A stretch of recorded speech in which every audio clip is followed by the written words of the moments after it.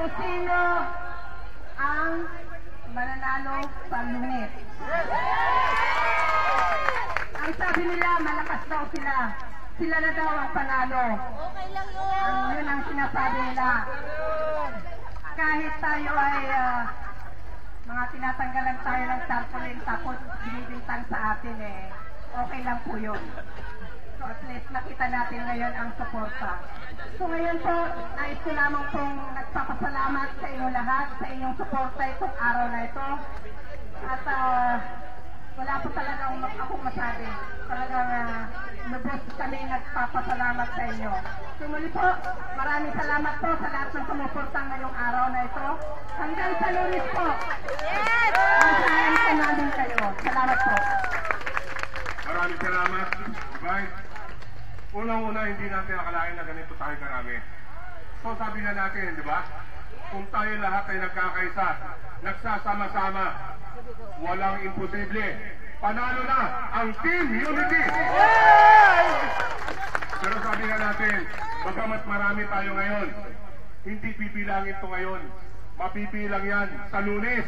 Yes! Gagawin natin ang suporta natin, hindi sa pamamagitan lamang ng pagdalo, kundi gagawin natin ito sa pamamagitan ng pagboto. Yes! At nananawagan ako sa lahat, hanggat maaari sana, maaga pa lang, bumoto na tayo. Ikayatin natin ang mga kasama natin sa loob ng bawat tahanan, sa loob ng bawat bahay, ating mga kapamilya na makaboto ngayon.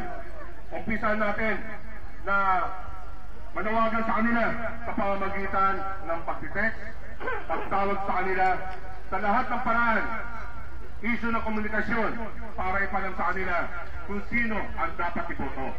Okay?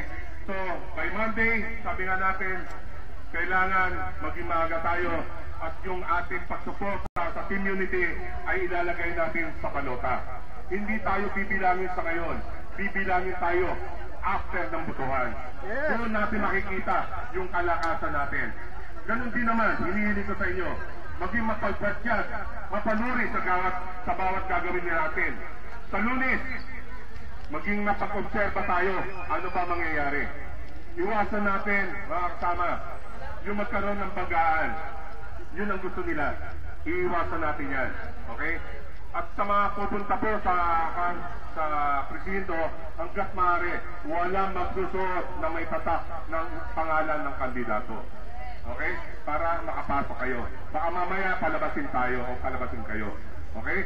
So, ang aming pasasalamat sa inyo at manatili tayo na nagkakaisa, hindi lamang ngayon, hindi lang sa Lunes, sa mga susunod na panahon, sama-sama ang Team Unity. So, lamang po, may nais kang magsalita o magbigay ng kanilang pahayag ng pagsuporta. Ang Summa Girl. Okay. So, wala muna nga ano, sasayaw ang Summa Girl natin. Hindi na gatid-gatid niya. Pagpatuloy ang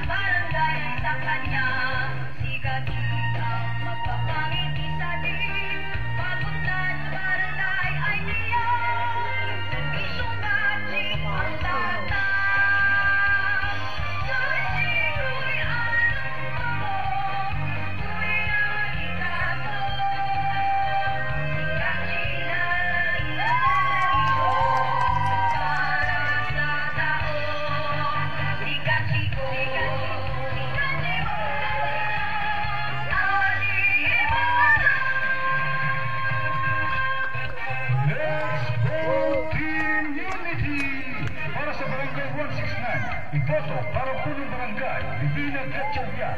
Iboto para sa mga kagawad, Bosio Reyes, Ador Padayuman, Glenn de Guzman, Bert Dulia, Gay Busmente, Alex Palisok, at Kai Matias. Serve the people. Vote Team Unity!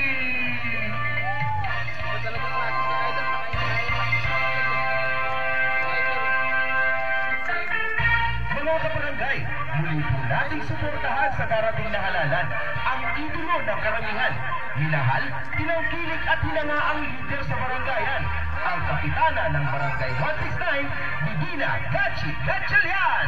Siya ang ating kapitana ng Barangay 169, simpleng ilaw ng tahanan, mahusay sa barangayan, ibinoto ng maraming matanda at kabataan, idolo ng kabataan at ng kababaihan, kung paano siya namulo sa panahon ng pandemya. Gamit ang kanyang talino at husay sa pagkakasya, at ngayon na pakulanan ko ang isang tunay na leader sa buong barangay. Siya ay ating nakilala, siya ay si Divina Gatchalian.